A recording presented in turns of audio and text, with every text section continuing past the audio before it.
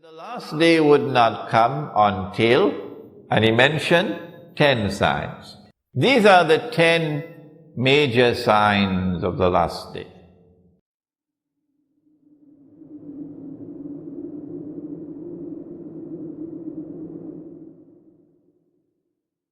The companions of the Prophet ﷺ were sitting talking amongst themselves. When he came and he asked, "What are you talking about?" And they said, "We are talking about a'lamatu sa'a, the signs of the last day." And then he said, and this hadith is in Sahih Bukhari, it is in Sahih Muslim, he said the last day would not come until, and he mentioned 10 signs. The 10 were not given in the order in which they will occur. We do not know that order. So we're giving you the 10 in a random way. Number 1, Dajjal. Number 2, Ya'juj and Ma'juj, or Gog and Magog. Number 3, the return of the son of Mary, Nabi Isa alayhi salam. Number 4, Dukhan, smoke. It is my opinion, and you must never accept my opinion. Never.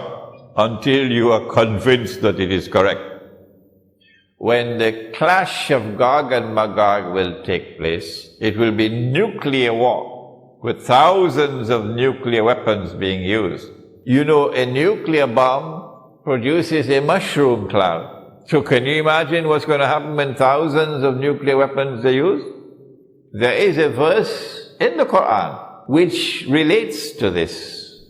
In Suratul Isra, which is also known as Suratul Bani Israel, Allah subhanahu wa ta'ala says, بَعْدَ أَعُوذُ بِاللَّهِ مِنَ الشَّيْطَانِ الرَّجِيمِ وَإِن مِّن قَرْيَةٍ إِلَّا نَحْنُ مُهْلِكُوهَا قَبْلَ يَوْمِ الْقِيَامَةِ أَوْ مُعَذِّبُوهَا عَذَابًا شَدِيدًا كَانَ ذَلِكَ فِي الْكِتَابِ مَسْطُورًا. And not a single town or city will escape. Allah is going to destroy every town and every city. And those which escape destruction will be punished with terrible punishment. When that clash takes place of Gog and Magog, that's it. The only ones who will survive would be those who are in the remote countryside. And you know that you are in the remote countryside when you cannot use a cell phone. So that is number 4, Dukhan, smoke. Number 5, Dabbatul Ard, a beast or a creature of the Ard. Ard can mean earth, Ard can mean the material universe, Ard can mean land, Ard can mean territory. In the context in which this appears, my opinion is that it refers to Al-Ardul Muqaddasa, the Holy Land. That a beast will appear in the Holy Land. The Quran tells us about that beast. This is one word which can have 2 possible meanings. That the beast would tukallimuhum, speak to them, or taklimuhum, wound them. My understanding is the second meaning is more appropriate. And so I have come to the conclusion that this state of Israel today is the beast of the earth. But Allah knows best. Number 6, that the sun would rise from the west. My methodology of study is that the Quran is the only supreme authentic authority in Islam. And no hadith has absolute authenticity. And therefore the Quran sits in judgment over the hadith. Hadith cannot change the Quran. No. The Quran tells us that the sun rises from the east. And the sun sets in the west. The Quran tells us that. And the Quran also tells us, La tabdila li khalqillah, that Allah's creation does not change. Therefore, I have come to the conclusion that the sun cannot physically rise from the west.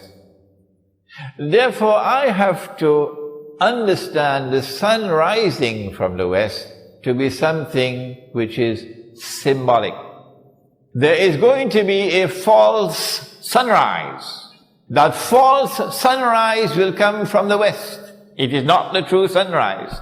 This false sunrise wants to replace the true sunrise. And so I have perceived that false sunrise to be modern, Western, secular civilization. But this is my opinion. Do not accept my opinion unless you are convinced that it is correct. Number 7, 8, and 9. That there will be 3 khusuf, plural of khas. A khas is a movement of the earth, which is normally called an earthquake. But this movement of the earth would result in a sinking down of the earth. One would be in the east, the second would be in the west, and the third one in Arabia. And that third one in Arabia, that is the one which will confirm that this is Imam al-Mahdi. And number 10, that a fire will come out of Yemen. I don't understand this to be a literal fire. I understand this to be a revolutionary fire. The heart of Yemen despises the oppressor.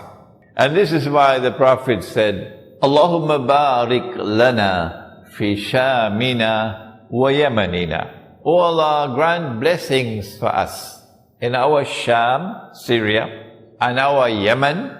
And so a fire will come out of Yemen and drive mankind to their place of assembly, which is Arafat.